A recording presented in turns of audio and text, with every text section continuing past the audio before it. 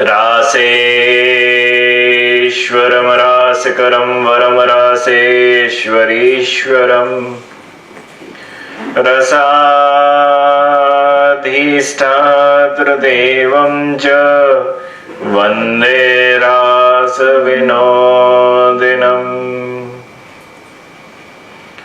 वन्देऽहं श्रीगुरु श्रीयुत्पदकमलं श्रीगुरुन् वैष्णवांस च श्रीरूपं साग्रजातं सहगण रघुनाथान्वितं तं सजीवं साद्वैतं सावधूतं परिजनसहितं श्रीकृष्ण चैतन्यदेवं श्रीराधा कृष्ण पादान् सहगण ललिता श्रीविशाखान्वितांस च। हरे कृष्ण कृष्ण कृष्ण हरे हरे, हरे राम राम राम हरे हरे।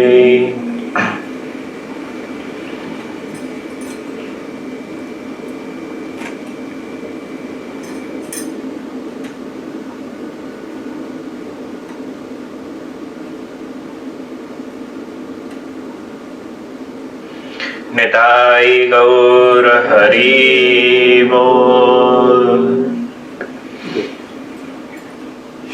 रसशेखर रास रासेश्वर रसमंडलाधिपति रसनायक रस विनायक रसमोहन रस ललित रसधीर रस गंभीर रस साहसी रसवासी रस विलासी रसों में श्री राधारमण देव की असीम कृपा सो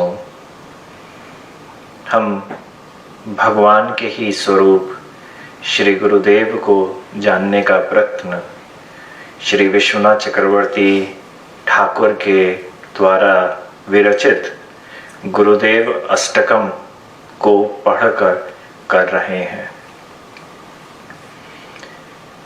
हमारा जैसा भाव चल रहा है कि इस गुरुदेव अष्टक के 8 श्लोकों के प्रथम श्लोक की आलोचना विगत 2 दिवसों से चल रही है कि संसार दावानल लीड लोका त्राणाय कारुण्य घना घनत्वम। भगवान, यह संसार दावानल है और इस संसार के इस दावानल अग्नि में, दावानल अग्नि का मतलब है हम विषयों की आग में प्रतिक्षण जल रहे हैं। तो उस अग्नि को छुपाने के लिए हमारे गुरुवर क्या करते हैं? वह बादल बन के आते हैं और अपनी कृपा रूपी वर्षा को हमारे ऊपर कर कर उस दावानल अग्नि को बुझाते हैं। तो श्लोक तो आगे भी यह कहता है, प्राप्तस्य कल्याण गुणान वस्य वंदे गुरु श्री चरणारविंदम, कि वह गुरुदेव जो है वह करुणावतारी है। भगवान और भगवान की जो करुणा है वह गुरुदेव के रूप में प्राप्त होती है। देखो, श्री नारद देव ने एक बड़ी अच्छी बात कही अपने नारद भक्ति सूत्र में। प्रथम उन्होंने कहा कि कस्तरती कस्तरती माया, कि उन्होंने एक प्रश्न पूछा नारद भक्ति सूत्र के 46वें सूत्र में। उन्होंने कहा कस्तरती कस्तरती मायाम, कि इस माया को कौन पार कर सकता है? यह जो माया है इसको कौन पार कर सकता है? कोई तो होगा जो पार कर सके। और कैसे पार करें इस माया को? क्या ऐसा कर सकें कि हम ये माया के पार चले जाएं, इस भव सागर के पार चले जाएं। तो उन्होंने फिर उत्तर दिया। उत्तर देके उन्होंने कहा, यह संगास्य त्यजति यो महानुभावम सेवते निर्ममो भवति। उन्होंने कहा कि हम सब प्रकार के संगों का त्याग कर दें, मतलब किसी भी प्रकार की कोई संग हो, किसी भी प्रकार की कोई आसक्तियां हो, उन सब का हम त्याग कर दें।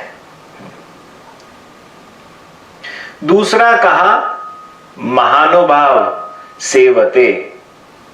ये महानुभाव का मतलब क्या है? जिसको महाअनुभव की प्राप्ति हो चुकी है, जिसको महाअनुभव की प्राप्ति हो चुकी है वह महानुभाव। वह महाअनुभव की प्राप्ति किसे ही है? वह गुरु चरण को प्राप्त हुई है। तो जो गुरु को महाअनुभव प्राप्त हुआ है वह महानुभाव है। वो सेवते, उनकी सेवा करना। और तीसरा कहा निर्ममो भवति। तीसरा कहा उन्होंने कि हम अपने मन को निर्मल कर दें। तो बात तो यह होती है कि यह तीनों के तीनों बड़े कठिन हैं। संग भी नहीं छोड़ा जा सकता भाई, आसक्तियां, संग, किसी का वो संग मुझे अच्छा लगा, कहीं गया, जाके मैं बैठा, कोई दूसरे व्यक्ति मुझे अच्छे लगे, वह उनके कुछ अच्छे गुण लगे तो मेरा उनके संग हो गया। वह संग धीरे धीरे संबंधों में बदल जाता है। हम जिंदगी भर हमेशा नए नए संबंधों को बनाते हैं। स्कूल में थे तो महाराज दोस्त अलग थे, कॉलेज में आए तो दोस्त अलग हो गए, हर दूसरे साल एक नया दोस्त आ जाता है, पुराना दोस्त कहीं ना कहीं चला जाता है। हाँ, जिस काम के स्थान पर जाते हैं वहां के दोस्त अलग होते हैं। आप सब तो मंदिरों में आपस में मिले तो आपकी दोस्ती हो गई। अब वह दोस्ती में भी यह है कि दोस्ती उससे करो जो आपको कुछ दे सके। दो प्रकार की दोस्ती होती है, एक जिसमें आप देते हो और दूसरा जिसमें आप लेते हो। दो प्रकार की दोस्ती है। समान अवस्था में एक से एक जगह पर आप किसी के दोस्त होते हो और दूसरी जगह पर वो आपका दोस्त होता है। दोनों में अंतर है। सुदामा अपने आप को भगवान श्री कृष्ण का दोस्त कह रहा है, भगवान मैं आपका दोस्त हूं। आप मेरे, आप ठाकुर जी हैं, दोस्त हैं। उधर की तरफ ब्रज के भाव में, वृंदावन के अंदर, तू मेरा दोस्त है, मैं तेरा नहीं हूं, तू मेरा दोस्त है। दोनों भावों में अंतर है। एक जगह यहां बोध कराया जा रहा है, ठाकुर जी तुम मेरे दोस्त हो।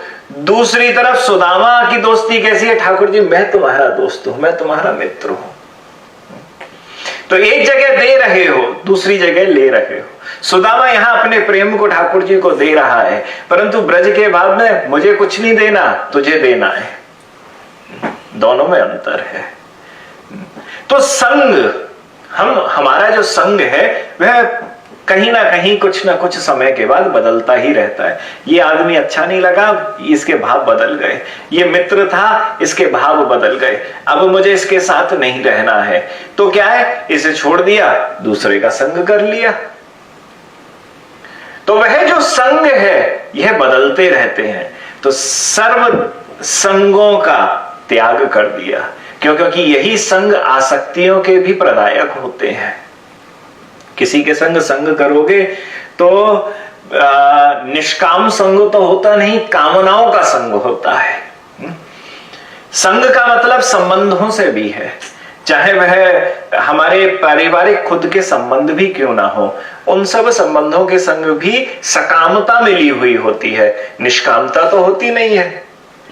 आप घर के अंदर रहते हो और घर के अंदर आप अपने पतियों से कह दो, पत्नियों से कह दो, बच्चों से कह दो, मैं आज से घर का एक काम नहीं करूंगा। भाई निष्कामता का एक अर्थ है कि कुछ भी काम नहीं करना। आज के बाद से मैं कुछ काम नहीं करूंगा इस घर के, पर मेरा प्रेम आपसे बहुत है। घर वाले बोलेंगे आप घर के बाहर खड़े हो जाइए, घर के अंदर रहना है तो आपको हमारे लिए काम करना पड़ेगा और हमको आपके लिए काम करना पड़ेगा। तो ये संबंध भी जो है, यह भी आसक्तियां है, यह भी बांधे हुए हैं। जो बांध रहा है, संबंध जो होता है, संग जो होता है, वह बांधता है, और वह जहां बांध देता है तो उसके लिए उतना समय बिताना पड़ता है। तो वह सब प्रकार के संबंध है। जीवन में एक संबंध के संग थोड़ी ना रहते हैं।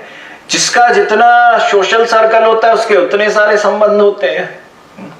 हमारे एक मित्र थे, सुबह से फोन पे लगते थे, रात्रि तक फोन चलता रहता था। हम पूछते क्या कर रहे हो?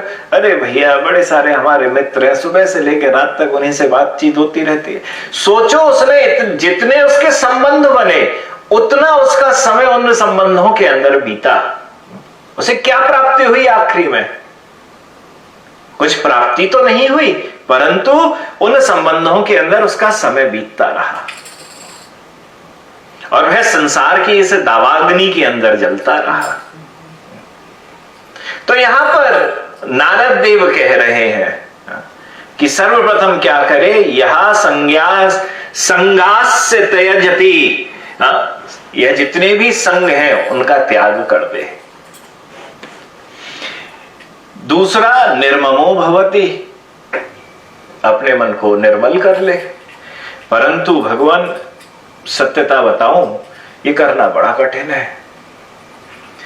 इस वजह से कठिन है, इसमें 3 उपाय हैं। निर्ममो भवति, और जितना भी संग है उनका त्याग करा, और महानुभावम सेवते, अपने गुरु की सेवा करना। 3 उपाय हैं इसके अंदर। इन 3 उपाय के अंदर पहले अपनी वस्तु स्थिति को जाना। भाई ये होता है ना कि मुझे ये वाला काम करना, पर मेरे अंदर कितनी सक्षमता है, मैं करने वाला हूं कि नहीं हूं। क्योंकि बड़े सारे लोग होते हैं, एक राजा था, एक उसका भाई था, दोनों आराम से राज्य करते थे। तो करते करते एक बार शत्रु राजा ने उनके ऊपर आक्रमण कर दिया। जैसे ही आक्रमण करा तो करने के बाद राजा को लगा कि हम तो हार जाएंगे।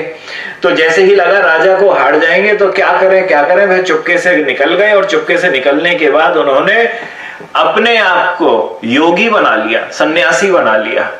सन्यासी बना के रहने लगे, चुपचाप निकल गए, पकड़ पाया नहीं शत्रु राजा उनको। तो शत्रु राजा जब उनको नहीं पकड़ पाया तो वह आराम से घूम रहे थे, परंतु मन के अंदर अभी भी कामनाएं तो, वासनाएं तो है ना। योगी के कपड़े धारण कर लिए हैं, तो योगी के कपड़े धारण है और कामनाएं और वासनाओं को लेके वह उधर डोल रहे थे। पर कहीं एक जगह पर भागवत की कथा चल रही थी। उस भागवत की कथा में उन्होंने सुना कि पांडवों ने स्वर्गारोहण करा, स्वर्ग की तरफ गए, और जैसे जैसे वह पैदल पैदल चलते हुए चल रहे थे तो चलते हुए वह बर्फ में उनका शरीर गलने लगा, और उन्होंने वहीं उनके प्राण पुखेरु हो गए और स्वर्ग की प्राप्ति हो गई। ये दोनों ने सुना, तो दोनों ने सुनने के बाद उनके मन के अंदर कहीं वैराग्य उत्पन्न हो गया। कभी कभी सुन के हो जाता है ना, गुरुजी के पास सुन के जल्दी हो जाता है, घर जाके खत्म हो जाता है। गुरुजी का संग गुरु वाला गुण दे देता है, फिर वहां पे गए, घर में गए तो वहां का माया का रंग और चढ़ जाता है। तो उन्होंने वही घोषणा कर दी भागवत जी के उस कथा मंडप में। उन्होंने कहा कि अब हम भी स्वर्गारोहण करेंगे और बर्फ पे चलते चलते पांडवों की तरह से प्राण त्याग देंगे। वाह वाह, भूरी भूरी प्रशंसा हुई। साधुओं ने, भक्तों ने उन्हें बड़ा उनकी पूजा करी और कहा आप बहुत बड़े महात्मा हैं। तो ये भी बड़े, उनकी छाती फूल गई दोनों भाइयों की। दोनों के दोनों चलने लगे। ये आगे आगे चल रहे हैं, पीछे महाराज थोड़ी दूरी पर वह सबका सब समाज, भक्त समाज जो है वह प्रणाम कर रहा है। वह 2 बड़े महात्मा हैं, वैराग्य उत्पन्न है, अपना जीवन को त्याग कर स्वर्ग की प्राप्ति के लिए यह जा रहे हैं। आगे चले और आगे चलने के बाद एक जगह ककड़ी और दूसरी जगह वहीं पर ही पास में खरबूजे का खेत मिल गया, और दोनों भाइयों को ककड़ी और खरबूजा बड़ा पसंद था। उन्होंने सोची यार मरने से पहले ककड़ी और खरबूजा तो खा लो, जरा ककड़ी खाने को मिले, क्या कुकुम्बर ना, हा? तो वो और खरबूजा, खरबूजा क्या कहते हो, कौन सी, क्या वॉट नहीं, ये दूसरा वाला मेलन होता है ये, हाँ, वाटर इसमें कम होता है। सो ककड़ी और खरबूजा ये वहां पे खाने को पहुंच गए। तभी पहुंचे तो पहुंचने के बाद भगवान वहां पर यमराज पहुंच गए। यमराज बोले तुम तो मरने आ रहे थे, ये तुम ककड़ी और खरबूजा कहां से खाने लगे? इन्होंने प्रणाम करा। यमराज बड़ा प्रसन्न हुआ। यमराज बोला बताओ तुमको क्या चाहिए? एक बोला कि महाराज मुझे ककड़ी खाने को मिल जाए। खा नहीं पा रहा है क्योंकि पीछे बहुत सारे भक्त खड़े हुए हैं, मन में इच्छा है ककड़ी खाने को मिल जाए। दूसरा बोला तेरी क्या इच्छा है? बोले महाराज मुझे खरबूजा खाने को मिल जाए। भक्त खड़े हैं ना, तो खा नहीं पा रहा है, इच्छा जरूर है। भक्त कह रहे हैं ये तो महाराज जी दोनों योगी तो स्वर्गारोहण के लिए जा रहे हैं, परंतु खरबूजा और ककड़ी देख के इनका मन बदल गया और ये कहने लगे नहीं महाराज जी हमें तो, वो यमराज जी हमें तो ककड़ी खानी है और खरबूजा खाना है। अच्छा तुम्हें मरना नहीं है? बोले वो मरना बाद में देखेंगे, पहले ककड़ी खिला दो और खरबूजा खिला दो। तो महाराज ककड़ी और खरबूजे के कारण अगली योनि उन्हें श्रृंगाल की प्राप्त हुई और उन्होंने खरबूजा और ककड़ी ही खाई जिंदगी भर। तो ये कथा का तात्पर्य यह है कि शास्त्रीय दृष्टि से हम सबके ऊपर, हमारी आत्मा के ऊपर 5 प्रकार के पर्दे लगे हुए हैं, 5 प्रकार के कपड़े चढ़े हुए हैं, जिन्हें पंचकोश कहा जाता है। यह जो हमारी आत्मा है, इसके गीता के अंदर यत्र तत्र जगहों पर इन पंचकोशों की चर्चाएं करी गई हैं। तो इसमें सर्वप्रथम पहला सबसे बड़ा पर्दा, सबसे बाहर का पर्दा होता है। जो पर्दे है ना, उसमें सबसे बाहर का पर्दा, फर्स्ट लेयर बाहर की तरफ से, अंदर की तरफ से नहीं, बाहर की तरफ से, वह है अन्नमय कोश। अन्नमय कोश का मतलब है यह शरीर। अन्नमय कोश का मतलब है यह शरीर। और यह जो शरीर है, यह शरीर स्थूल शरीर, हाँ? और यह जो शरीर है यह 5 भूतों से बना हुआ है, हाँ? 5 प्रकार के, जिसमें अग्नि तत्व मिला है, आकाश तत्व मिला है, वायु तत्व, पृथ्वी तत्व मिले हुए हैं इसमें। तो यह अलग अलग करके 5 भूतों से बना है। तो इसका पर्दा क्या होता है?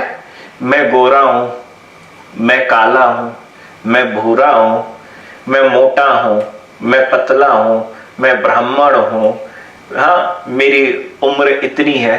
क्या है? यह सोचता है व्यक्ति। इस पर्दे के कारण उसके जो मन में हमेशा विचार आता है वो इस शरीर का आता है। ये शरीर कौन है?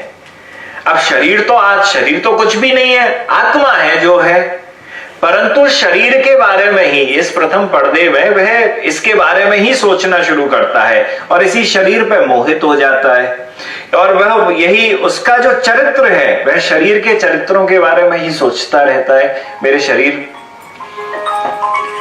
सो भगवान, यह जाति, यह मोटा, यह पतला, हाँ, मेरे बाल इतने बड़े हो गए, आज तो मैंने दाढ़ी नहीं बनाई, ये सब शरीर की चीजें हैं। ये शरीर का पर्दा है।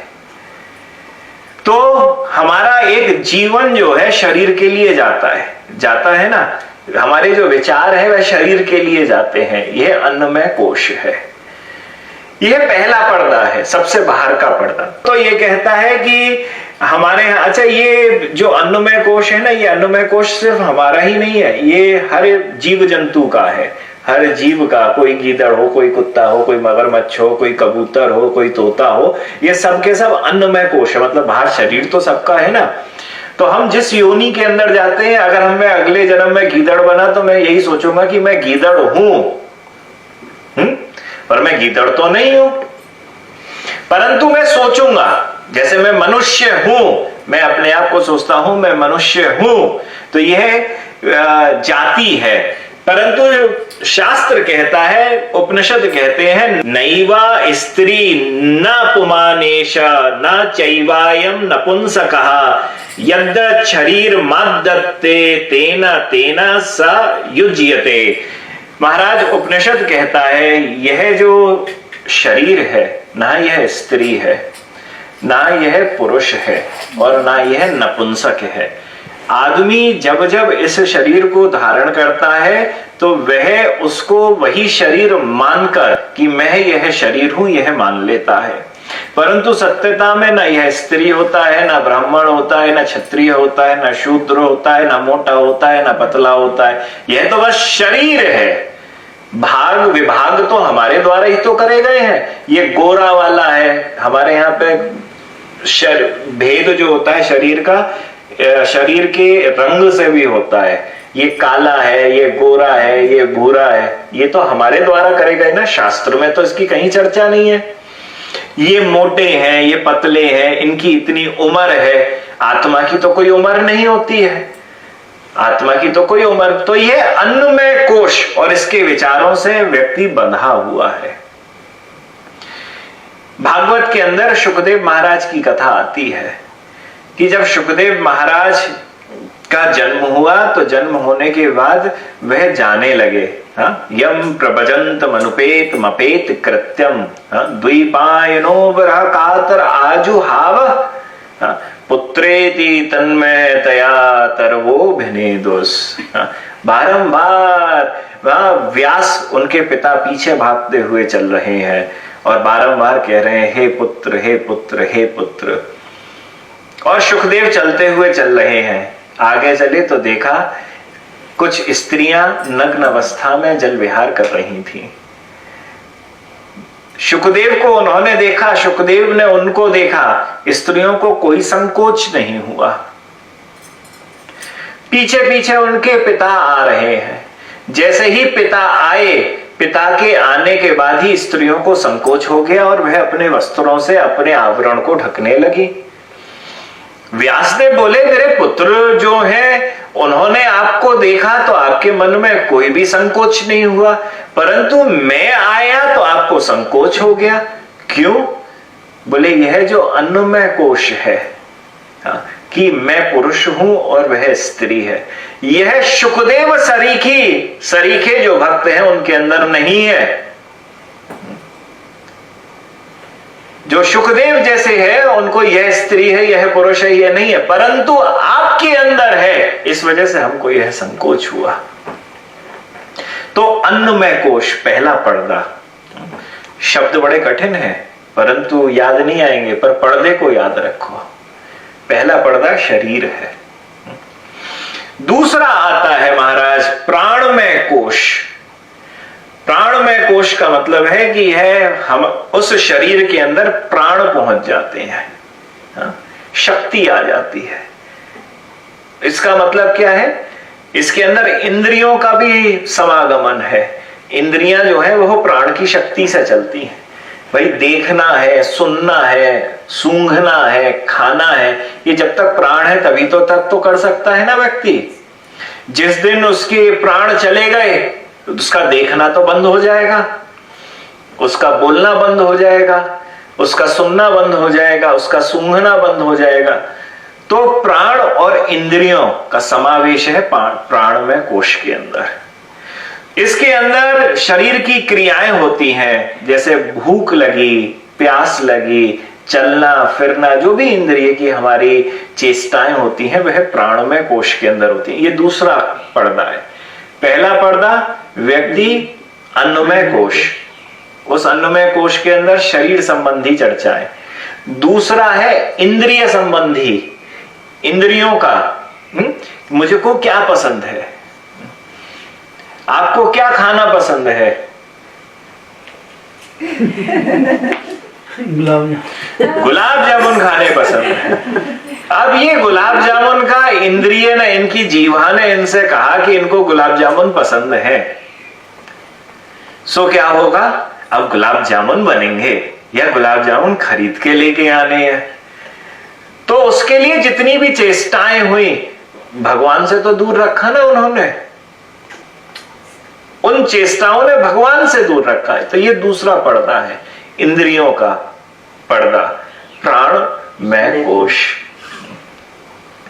तीसरा आता है, पहला शरीर, शरीर के अंदर प्राण आ गए, प्राण आने के बाद अब तीसरा पर्दा आ गया, उसके अंदर मन और आ गया, उसके अंदर मन आ गया, तीसरा पर्दा मनोमय कोश। उस मनोमय कोश के अंदर जब देह के बाद इंद्रिय जुड़ी, इंद्रिय जुड़ने के बाद अब उसमें मन जुड़ जाता है। अब मन के अंदर मन की इच्छाएं जुड़ जाती हैं, संकल्प, विकल्प, राग, द्वेष। अब मन को जो अच्छा लगेगा वो होगा, जो मेरा मन चाहता है अब वो होगा। और कबीर तो कहते हैं मन के मारे मत चले, मन के मत अनेक। भाई मन के हिसाब से चलेगा तो कुछ नहीं हो सकता। कोई भाई हर क्षण मन बदल जाता है ना। आज मेरा मन नहीं लग रहा है, कैसे लगेगा मन? ये वाली चीज कर दो तो मन लग जाएगा। तो व्यक्ति क्या है, मन के उसमें पर्दे में फंस जाता है, वासनाओं में। ये वासनाएं हैं। मन क्या है, इच्छाओं को प्रकट करता है। तो वह कोई भी इच्छा हो, 5 साल से कुछ नहीं करा, अरे बड़े साल हो गए ये वाला काम आज नहीं करा, बड़े दिन हो गए उस रेस्टोरेंट में नहीं खाया, आज मन कर रहा है कि मुझे वहां पे जाके खाना है। इंद्रिय ने नहीं बोला, जीवा ने तो कहा बस भूख लगी है, हाँ, पेट ने कहा बस भूख लगी है, परंतु मन ने कहा कि मुझे तो आज वहां पे जाके खाना है। तो वो वासना आई, क्योंकि आपने पहले वहां पे खाया हुआ था या उसके बारे में सुना था, अब इच्छा जागृत हो गई कि अब मुझे वहां जाके खाना है। उससे भगवान तो जुड़े हुए कहीं भी नहीं है, वासनाओं से। तो ये तीसरा पर्दा है। हाँ, क्या है? मनोमय। तो भगवान मनोमय के बाद चौथा पर्दा आता है, वह आता है विज्ञानमय कोश। उस विज्ञानमय कोश के अंदर बुद्धि जुड़ जाती है। मतलब आपके शरीर के अंदर पहले प्राण जुड़े, इंद्रिय जुड़ी, फिर मन जुड़ा, और मन के बाद अब बुद्धि भी जुड़ गई। अब यह जो बुद्धि जुड़ जाती है, यह जो बुद्धि होती है, ये आत्मा के थोड़ी सी पास होती है। मतलब ये तो सेकंड लास्ट पर्दा है ना। आत्मा को 5 पर्दों ने, 5 layers of clothes, तो उसने एक एक करके ढका हुआ है। तो अब ये जो है सेकंड लास्ट है पर्दा। तो ये जो सेकंड लास्ट है, ये है बुद्धि की। बुद्धि क्या है कि बुद्धि से आप अच्छा बुरा सब सीख लेते हो। भाई बुद्धि यही तो करती है ना, ये मेरे लिए अच्छा है और ये मेरे लिए बुरा है, ये आदमी मेरे लिए बुरा है, ये आदमी मेरे लिए अच्छा है। ये बुद्धि ने ही तो कर दिया ना। यह जो ज्ञान देती है, यह ज्ञान जो है वह भगवत ज्ञान नहीं होता है। ये बुद्धि जो है सब जो एकत्र करती है इधर उधर से सब वस्तुओं को, यह सब करने के बाद विज्ञानमय कोश जो है, यह विज्ञानमय कोश आत्मा के निकट जरूर है, इसमें ज्ञान शक्ति जरूर है, और पर यह आत्मा नहीं है, ये आत्मा नहीं है। तो इसमें यह ज्ञान है ना, ये ज्ञान होता नहीं है, क्योंकि असली ज्ञान तो भगवत ज्ञान है। परंतु इसके बाद भगवत ज्ञान नहीं, मेरा अपना ज्ञान है। वो मेरा अपना ज्ञान क्या है कि मुझे कौन सी चीज अच्छी लगती है, कौन सी चीज अच्छी नहीं लगती है, जहां पे बुद्धि का कार्य है। मन ने कहा कि मुझे आज, कल भी हमने इनसे कहा, छोले भटूरे खाने हैं। ये तो मन ने कहा। अब जब मैं खाने को बैठूंगा तो उस समय पर मेरी बुद्धि, ये जब मैं अपने पहला जब छोला और भटूरा अपने मुख में रखूंगा ना, तो मेरी बुद्धि तक ये यहां से सिग्नल पहुंचेगा जीवा से कि इसका स्वाद कैसा है, मेरे मुताबिक है कि नहीं है। भाई मैं जब खाऊंगा तो उसका स्वाद कहां पहुंचेगा, मेरे बुद्धि के पास पहुंचेगा, और बुद्धि उसके बाद डिसीजन लेगी। क्या डिसीजन लेगी? ये छोले भटूरे मेरे हिसाब से अच्छे हैं कि नहीं है, मेरे हिसाब से स्वाद आ रहा है कि नहीं, क्योंकि बुद्धि को मालूम है कि उसका डिसाइड करना कि यह अच्छा है कि यह अच्छा नहीं है। उसके बाद मैं सोच के बता सकता हूं, सोचकर मैं बता सकता हूं कि यह छोले भटूरे अच्छे हैं कि नहीं। ठीक उसी प्रकार से सेकंड लास्ट पर्दा जो होता है, वो कौन सा पर्दा होता है? विज्ञानमय कोश, बुद्धि का। ये भी आवरणों से ढका हुआ है, हमारी आत्मा उसके आवरण से ढकी है। और 5वां पर्दा होता है आनंदमय कोश। आनंदमय मतलब आत्मा जो है ना, हमारी आत्मा, वो एक पर्दे से लिपटी हुई है। अब यह पर्दे से जो लिपटी है, तो यह सावरण, इसे मतलब वो पर्दा जो है तो सा आवरण आनंद हमको मिलता है। तो यह जो पर्दा होता है, यह प्रियता, मोद, प्रमोद आदि की वृत्तियों में हमको आनंद की प्राप्ति होती है। जो हमें बहुत ज्यादा प्रिय होती है ना वस्तु, वहां पे हमको बड़ा आनंद मिलता है। जहां पे मोद, हाँ, प्रमोदता, जो हमारे चाहिए असली वस्तु, जो हमारे निज प्राण जैसी बिल्कुल है वस्तु, मतलब बहुत आनंद की, बहुत खुशी होती है हमारे जीवन में, वह आनंद मिलता है। परंतु वह आनंद क्या है? वह आनंद का विकार है, क्योंकि उसके ऊपर वो पर्दा चढ़ा हुआ है। अभी आनंदमय कोश नामक पर्दा चढ़ा हुआ है। तो जब वह चला जाता है, वह पर्दा चला जाता है, तब वह व्यक्ति तुरिया आनंद में पहुंच जाता है। तो अब ये अलग अलग चर्चाएं हैं, तो उसके अंदर खैर हम नहीं जा रहे। तो भगवान 5 पर्दे हैं हमारे ऊपर। अब इन 5 पर्दों को हमको हटाना है। कौन सा? शरीर का पर्दा हटाना है, इंद्रियों का पर्दा हटाना है जो प्राण के संग सम्मिलित है, मन का पर्दा हटाना है, बुद्धि का पर्दा हटाना है, और विकार युक्त आनंदमय का पर्दा हटाना है। 5 पर्दे हटाने हैं। और कहा जाता है कि जब 5 पर्दे हट जाते हैं तो उसके बाद भगवान की प्राप्ति हो जाती है। भागवत के 8वें स्कंद के 3रे अध्याय का 25वां श्लोक है।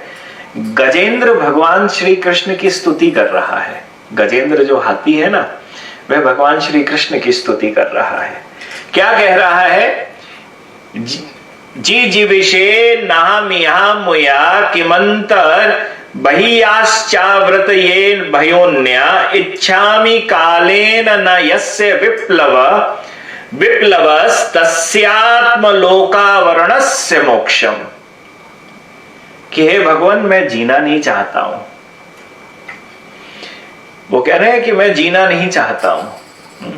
इसमें सारार्थ दर्शनीकार ने अपनी टीका करी। जैसे संवाद चल रहा है भगवान के बीच में और भक्त के बीच में, हाथी के बीच में और विष्णु जी के बीच में। कह रहा है मैं जीना नहीं चाहता हूं। भगवान कह रहे नहीं, जीना तो पड़ेगा, मैं तो मगरमच्छ को ही मारने आया हूं, जीना तो तुझे पड़ेगा। बोले परंतु जी के क्या करूंगा, मैं तो हाथी की योनि के अंदर हूं और इसके ऊपर अज्ञान रूपी आवरण, हाँ, पंचकोश चढ़े हुए, मैं हाथी हूं, हाँ, तो मेरे ऊपर तो यह आवरण चढ़ा हुआ है, कोश चढ़ा हुआ है, तो इस कोश से तो मैं बाहर निकल नहीं सकता हूं।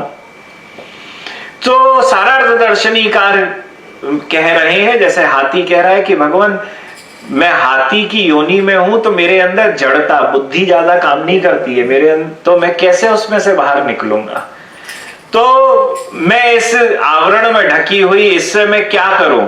मैं तो आत्म प्रकाश को ढकने वाले आत्मज्ञान आवरण से छूटना चाहता हूं। जो मेरे सूक्ष्म शरीर को, मेरी आत्मा को जो ढके हुए हैं ये सब आवरण, मैं इन सब से अब छूटना चाहता हूं।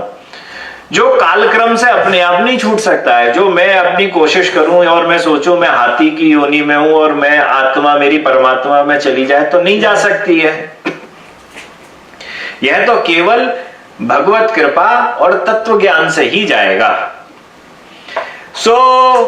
भगवान बोले कि अच्छा ऐसा है कि मैं तेरे जो कोश है मैं उनको काट दूं तो चलेगा?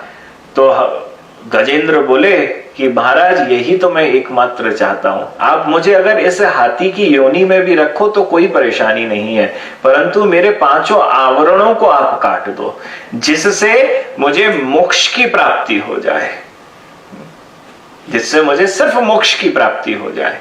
ये कह रहे हैं गजेंद्र कि मुझे मोक्ष की प्राप्ति चाहिए। अच्छा, और ये बड़ी अच्छी बात भी है कि अब वह तो हाथी थे, अब हम क्या करें? हम बोले ठाकुर जी आ जाओ, हमारे 5 कोशों को काट दो।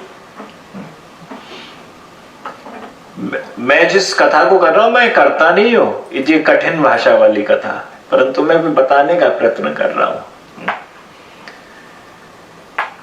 चीरहरण लीला के अंदर भी एक जो वेदांत है कि वह सबकी सब गोप स्त्रियां, जो गोपियां हैं ना, वह सबकी सब स्नान कर रही थी, स्नान कर रही थी।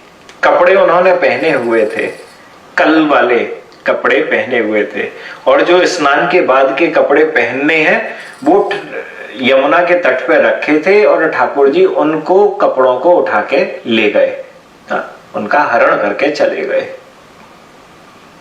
उनका हरण करके गए तो गोपियों का जब स्नान पूरा हुआ और होने के बाद गोपियां बाहर निकल के आने लगी और आके सोचने लगी अब तो हमें अपने पुराने ये भीगे वस्त्रों को उतारना है और वो जो सूखे वस्त्र हैं, नए वस्त्र हैं, उनको अब पहनना है। भाई नहाने के बाद तो आप स्वच्छ वस्त्रों को ही तो पहनते हो ना, कि आप कल वाले कपड़े पहनोगे, कल वाले जो बासी कपड़े उनको पहनोगे, कि आप वो पहनोगे जो नहाने के बाद बिल्कुल सही शुद्ध कपड़े हैं, शुद्ध कपड़ों को ही तो पहनोगे।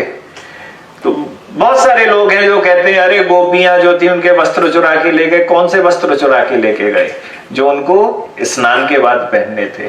तो स्नान से पहले के वस्त्र कहाँ है? वो तो पहन के स्नान ही कर रही है, घर पे थोड़ी ना छोड़ के आई है कि निवस्त्र होके घर से ही महाराज वह यमुना पे पहुंच गई, ऐसा तो नहीं है। तो गोपियां कल के कपड़ों को लेकर, बासी कपड़ों को लेकर स्नान करा। स्नान करने के बाद बाहर निकलने का मन कर रहा है कि हमारा अब स्नान हो गया। बाहर निकलने को हुई तो होने के बाद भगवान श्री कृष्ण की बांसुरी सुनाई दी, वस्त्र दिखे नहीं। गोपियों ने देखा ये भगवान की बांसुरी की आवाज कहां से आ रही है। देखा तो दो टांगों को कदम्ब के वृक्ष के ऊपर लटकते हुए देखा, तो लटकते हुए देखा तो बोलने लगे अरे हमारे वस्त्र तो इस चोर ने चुरा लिए। 100 करोड़ गोपियां, 300-400 करोड़ तो वस्त्र होंगे उनके, 2-2, 3-3 कपड़े तो होते ही हैं। 300-400 करोड़ कपड़े, वो भी एक कदम के वृक्ष पर। और उन कदम के वृक्ष पर वह बैठकर ठाकुर जी बांसुरी बजा रहे हैं। गोपियों ने नीचे से याचना करी, हे ठाकुर जी हमारे कपड़े तो हमको वापस कर दो। देखो अब इसके अंदर वेदांत। ठाकुर जी कहते हैं कि जिस अवस्था में हो उसी अवस्था में बाहर आ जाओ और आके इन वस्त्रों को ले लो और क्षमा जरूर मांगो इस वरुण देवता से। अब इसके अंदर अगर यह बोध हो जाए गोपियों को कि मैं स्त्री हूं, तो उनका अन्नमय कोश अभी तक जीवित है। मन के अंदर कोई विकार आ जाए इंद्रिय का, तो अभी तक उनके अंदर महाराज कोश अभी तक उनका जीवित है। प्राणमय कोश, मनोमय कोश जीवित है, विज्ञानमय कोश जीवित है। परंतु आप अगर ध्यान करो, भगवान वहां पे बोल रहे हैं। भगवान ने बस ये बोला जिस अवस्था में हो उस अवस्था में ही बाहर निकल के आ जाओ।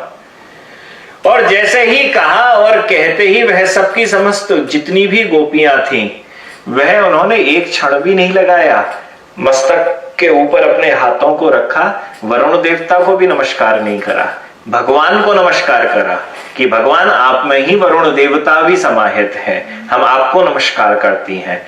और करने के बाद जैसे ही बाहर आई, उनके सब कोश जो थे ना, जितने भी आवरण थे वह खत्म हो चुके थे। हर संग को उन्होंने छोड़ा हुआ था। हाँ, इतना निर्मल उनका मन हो चुका था। इसी निर्मल मन के कारण तो ठाकुर जी वहां पे बड़े खुश हैं उनसे। इसी निर्मल मन के कारण तो खुश है। और ठाकुर जी स्वयं कहते हैं याता बला ब्रजम सिद्धा मये मां रंस्थ छपा। ठाकुर जी कह रहे हैं कि हे गोपियों, तुमने अपना मन मुझ में लगा दिया है और इसी के कारण तुम्हारी यह जो मनोकामना है मुझे पति रूप में पाने की, वह जरूर सिद्ध हो जाएगी, यह जरूर सिद्ध होगी। तो भगवान यह बात होती है कि मन इंद्रिय के ऊपर इतना सब कुछ हमारे चढ़ा हुआ है, उसके बाद भी यह सारे कपड़े हमने एक बार अगर बोला चलो उतार दिए, इतनी मेहनत करी, ठाकुर जी की भक्ति करी और भक्ति करने के बाद ये सब कपड़ों को उतार दिया, तो क्या कपड़ों को उतारने के बाद भगवान प्रकट हो गए? और भगवान प्रकट हो गए तो हम इन कपड़ों को पहन सकते हैं क्या? फिर भाई कपड़ों को उतार दिया, ये अन्न में कोश उतार दिया, हाँ, ये प्राण में कोश उतार दिया, ये मनो में कोश उतार दिया, विज्ञान में कोश उतार दिया, आनंद में कोश उतार दिया, यह हमने पांचों उतार दिए। उतारने के बाद भगवान की मिल गए, और भगवान मिल गए तो भगवान के मिलने के बाद क्या फिर से यह कपड़े वापस आ जाते हैं? बोले हाँ, ये कपड़े वापस आ जाते हैं। यह जो कपड़े हैं यह वापस आ जाते हैं, और यह पर वापस आ तो जाते हैं परंतु ये बंधन नहीं बनते हैं फिर कभी भी। सिद्ध स्थिति में ये बंधन नहीं बनते हैं। तो फिर महाराज बड़े बड़े सरीखे साधु है ना, तो जिनके मन में आज इच्छा होती है अच्छा आज तो तुम छोले भटूरे ही खिला दो, तो वह बंधन में बंध के नहीं कह रहे हैं। यहाँ तो बंधन है, सुख दुख की बात है, परंतु वहां उनको सुख दुख की बात नहीं है। वह जिस भाव में पहुंच चुके हैं और जिस भाव में पहुंच के वह इस वस्तु को बोल रहे हैं ना, तो उसमें कहीं कोई बात, उसमें तो लीला चल रही है। और यही बात गीता के अंदर कहा है, सर्वथा वर्तमानोपि सा योगी मयि वर्तते। छठे अध्याय में कहा गया है कि यह योगी जिस प्रकार से रहे वह मुझ में ही रहता है, ना तो उसे कुछ छोड़ने की जरूरत है ना कुछ ग्रहण करने की जरूरत है, उसे कुछ भी करने की आवश्यकता नहीं है, क्योंकि उसने तो मुझको पा लिया है। तो विद्या की स्थिति भी नहीं रहती है। भगवान ने भी ऐसा ही करा, गोपियों से कहा कि जिस अवस्था में हो उस अवस्था में बाहर आ जाओ, और आने के बाद भगवान ने स्वयं जैसे सब वस्त्र वापस दे दिए। सब जितने भी वस्त्र गोपियों के हट चुके थे उन सब वस्त्रों को वापस दे दिया, गोपियां उन सब वस्त्रों को तुम वापस ले लो। तभी तो रास पंचाध्यायी के अंदर हम गोपी हैं। वह सर घर के ही तो काम कर रही थी, वह सब गर्भ के ही का, परंतु वो बहुत बड़ी साधु है। जहां ठाकुर ने बुलाया अपने सब बंधनों को छोड़ के, शरीर के बंधनों को छोड़ के, मन के बंधनों को छोड़ के, इंद्रियों के बंधनों को छोड़ के, प्राणों के बंधनों को छोड़ के, हाँ, ठाकुर जी के पास भागी, ठाकुर जी के पास गई। सो भगवान ये कोश जो है यह कैसे जलेंगे? अब ये प्रश्न होता है, ये 5 तरीके के जो कपड़े हैं इन्हें जलाना है, इनको जलाना है, जला दिया तो इसका अस्तित्व नष्ट हो जाएगा। तो ये कोश कैसे जलेंगे? तो भागवत के अंदर कपिल भगवान इस बात का उत्तर अपनी मां को दे रहे हैं।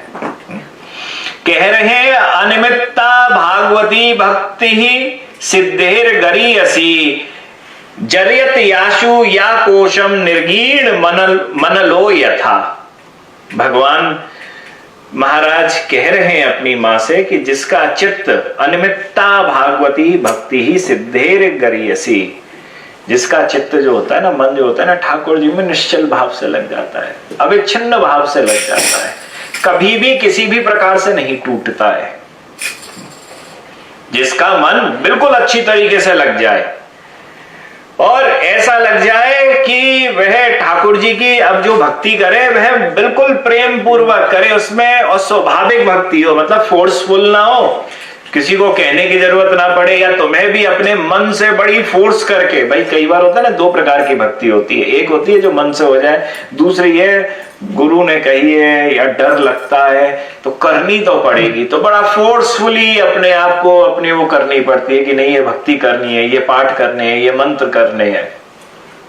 बोले ये ना हो, इसमें कोई निमित्त ना हो, इसे करना है इसके पीछे का कोई निमित्त ना हो। निमित्त का मतलब है कोई कारण ना हो, कि because of this reason I am doing bhakti. नहीं, ये स्वाभाविक बन जाए तुम्हारे जीवन में। जैसे सांस लेना स्वाभाविक है, हाँ, सांस ले रहे हो स्वभाव में है और आप इस कारण से ले रहे हो, ठीक उसी प्रकार से भक्ति भी जो है ना वह स्वाभाविक बन जाए।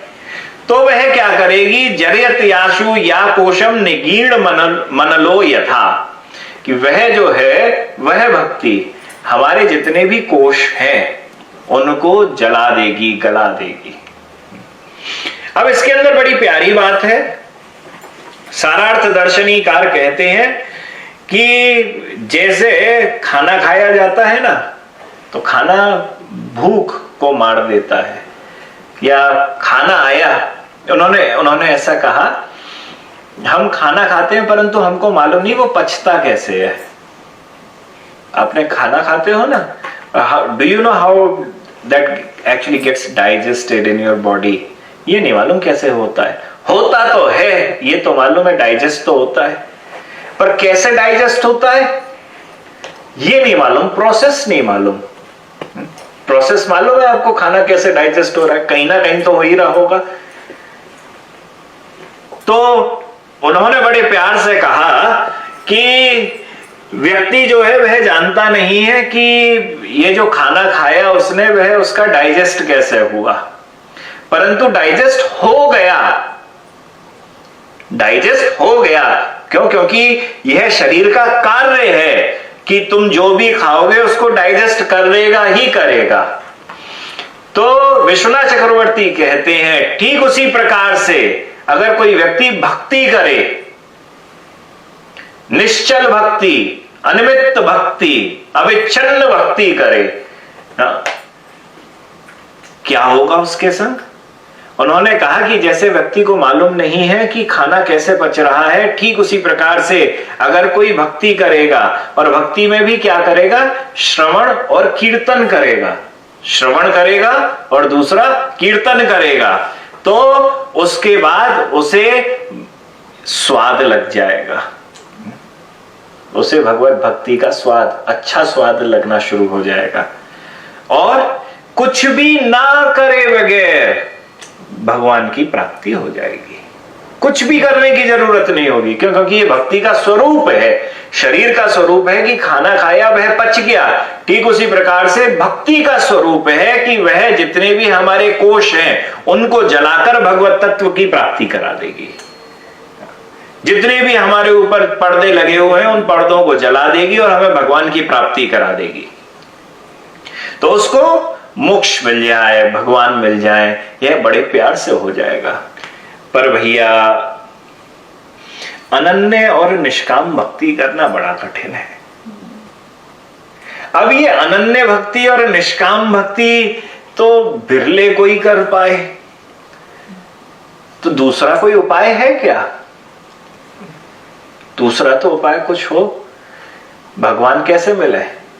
तब भागवत कहती है, सनत कुमार कह रहे हैं चतुर्थ स्कंद में पृथु महाराज से, वह कह रहे हैं यदा रतिर ब्रह्मणि नैष्टिकी पुमान आचार्यवान ज्ञान विराग रंसा। वो क्या कह रहे हैं? वो कह रहे हैं कि भगवान की भक्ति करो, रति, मतलब अच्छी तरीके से तुम्हारी भक्ति उनकी होनी शुरू हो जाए भगवान के प्रति। तो सनत कुमारों ने वहां पे इस बात को बोला, तो पृथु महाराज बोले भगवान ये भक्ति आएगी कैसे? तो बोले आचार्यवान ज्ञान विराग रहंसा। बोले ये भक्ति कैसे आएगी? बोले यह आचार्यवान, मतलब गुरु महान, गुरु की प्राप्ति करके यह वाली भक्ति आवेगी। गुरु देता है ना भक्ति, और कौन देगा? गुरु भक्ति, जैसे ही गुरु ने भक्ति दी क्या होगा? दहत्य वीरम हृदयम जीव कोशम पंचात्मकम योनि मिवोत्थितोग्निहि। बोले जैसे ही गुरु से यह भक्ति, गुरु की भक्ति करना शुरू कर देंगे, गुरु का आश्रय प्राप्त कर लेंगे, गुरु की शरणागति प्राप्त कर लेंगे, तो क्या होगा? दहत्य वीर्यम हृदयम जीव कोशम जीव के जो कोश हैं, 5 पर्दे हैं, कौन से? पंचात्मकम, 5 जो पर्दे हैं, वह 5 पर्दे अपने आप दहक अग्नि में जल के खत्म होना शुरू हो जाएंगे। तो गुरु की भक्ति करके, गुरु की सेवा, गुरु का पदाश्रय प्राप्त करके, हाँ, वह कोश जो है हमारे जीवन के अंदर, हाँ, हमें अगर सेवा है तो वह हमें हमारे गुरु चरण की करें, जिस बात की नारद देव कह रहे हैं। तो वो करने से क्या होगा, हमारे जो 5 कोश हैं, हमारे 5 पर्दे हैं, वह जल जाएंगे। अब यह बात आती है कि गुरु की सेवा कैसे करें। तो क्या है कि गुरु की सेवा करने के लिए सबसे बड़ी चीज होती है कि 2 प्रकार की सेवाएं कही गई हैं। एक कही गई है भावात्मक सेवा और दूसरी कही गई है क्रियात्मक सेवा। 2 प्रकार की सेवाएं हैं। क्रियात्मक सेवा का अर्थ है कि गुरुजी की सेवा करनी है। कैसे करनी है? जो शास्त्रों ने कहा है उस हिसाब से करनी है, पर मन नहीं है उसमें करने का। ये कैसी सेवा है? कोई व्यक्ति जैसे किसी के यहां नौकरी करे, उसके यहां नौकरी तो कर रहा है पर पैसे के लिए कर रहा है, उस व्यक्ति के लिए नहीं कर रहा है। उसका प्रेम उसकी नौकरी नहीं है, उस नौकरी से प्राप्त होने वाला पैसा है। तो उस पैसे के लिए तो वह बड़ा प्रेम दिखा रहा है, परंतु वो प्रेम तो नहीं है ना। नौकरी पे तो जाता है परंतु नौकरी पसंद नहीं है। क्या पसंद है उसको? उस नौकरी से प्राप्त हुआ पैसा। तो यह तो हुआ क्रियात्मक। दूसरा है भावात्मक, कि मैंने अपना मन जो है, प्राण जो है, इंद्रिय जो है, वह समस्त सब कुछ है ना अपने गुरुदेव के चरणों पर समर्पित कर दिया है। यह भावात्मक भक्ति है। और यही भावात्मक भक्ति जो है, महानुभावम सेवते, यही जो भक्ति है महानुभाव की, जो सेवा की जो भक्ति है, यह भक्ति 2 प्रकार से कही गई है। कैसे करनी है? कि गुरु की सेवा 2 प्रकार से होती है। एक सेवा होती है प्रसंग मूल सेवा और दूसरी होती है परिचर्या मूल सेवा। एक होती है प्रसंग मूल सेवा और दूसरी है परिचर्या मूल सेवा। प्रसंग मूल सेवा का मतलब है कि गुरु के कहने पर, गुरु ने कहा कि मन हुआ, अच्छा भागवत सुना दो हमको, कोई स्तोत्र सुना दो, कोई कथा सुना दो, भक्त किसी भी साधु संत की कुछ सुना दो, कीर्तन सुना दो कुछ देर का, भगवत नाम सुना दो। तो यह है प्रसंग मूल सेवा। ये करी है हमारे ईश्वरपुरी ने।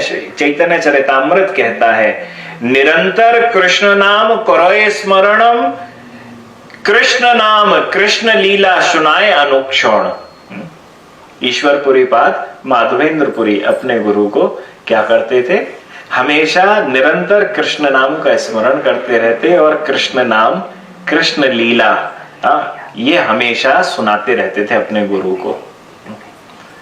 गुरु श्री माधवेंद्रपुरी कह रहे हैं अच्छा ये सुना दो, ईश्वरपुरी उनको वह सुना रहे हैं। दूसरा परिचर्या मूल सेवा। परिचर्या का मूल सेवा का अर्थ है कि अपने शरीर के संग उनकी सेवा करनी। अब वह सेवाएं बहुत सारी हैं, गुरु के से जुड़ी हुई जितनी भी सेवाएं हैं वह सब बहुत सारी सेवाएं हैं। तो उन सब सेवाओं की अंग सेवा आदि के अंदर उनकी सेवा। अब यह सेवा भी देखो, गुरु चरण की 2 प्रकार से सेवा है, प्रसंग मूला है और परिचर्या है। तो प्रसंग मूला के अंदर तो भगवान का नाम, कीर्तन, कथा आदि सुना दिया।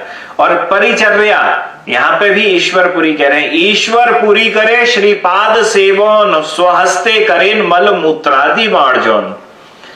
क्या कह रहे हैं कि जब माधवेंद्रपुरी जो है वह अपनी वृद्धावस्था को प्राप्त हो रहे हैं ना, तो यहां पर ईश्वरपुरी क्या कर रहे हैं? उनके मलमूत्र का भी मार्जन कर रहे हैं। हाँ, वहां पे उनकी सेवा कर रहे हैं। तो इतने खुश हुए माधवेंद्रपुरी, इतने खुश हुए कि तुए तुष्ट हुए पुरी तारे केला आलिंगन वर दीला कृष्णे तोमार हउक प्रेम धोन। इतने खुश हुए उनके गुरुदेव कि उनको वहां पे आशीर्वाद दिया, वर दीला, वर दिला कृष्णे तोमार हउक प्रेम धोन, कि उन्होंने वर दिया कि हे ईश्वरपुरी, मैं तुम्हें आशीर्वाद देता हूं कि तुझे कृष्ण प्रेम की प्राप्ति हो जाए। सो संसार दावा नल लीढ़ लोका त्राणाय कारुण्य घना घनत्वम प्राप्त से कल्याण गुणार्वस्य वंदे गुरु श्री चरणार विंदम। उनकी जो कृपा प्राप्त होनी है ना, वह इन्हीं दो के जरिए होनी है। अगर हमें अपने पंचमूल, अपने ये पंच कोशों का गलन करना है, दलन करना है, इनके आवरणों को नष्ट करना है, तो प्रसंग मूल सेवा और परिचर्या मूल सेवा अगर हम इनको करेंगे तो दावानल अग्नि को हम बुझाकर, जैसे श्री माधवेंद्रपुरी ने वर दिया अपने शिष्य ईश्वरपुरी को, ठीक उसी प्रकार से समस्त गुरु भी अपने अपने शिष्यों को वह कृपा रूपी रस देते हैं, कृपा देते हैं, वर देते हैं और कहते हैं वर दीला कृष्णे तोमार हउक प्रेम धोन। बोले आज से तुझे प्रेम धन की ही प्राप्ति होगी। सो भगवान, आज की चर्चा को हम यहीं विराम देते हैं। आप सबको वह गुरु भक्ति प्राप्त हो और हृदय में लगे हुए, शरीर पर लगे हुए यह पंचकोश, पांच प्रकार के वस्त्र जो आपको जोड़े हुए हैं, भगवान से दूर करे हुए हैं, उन सब का दलन और गलन शुरू हो और गुरु भक्ति की कृपा से आपका यह दलन दूर होकर कृष्ण प्रेम की प्राप्ति मिले। जय जय श्री राधे श्याम।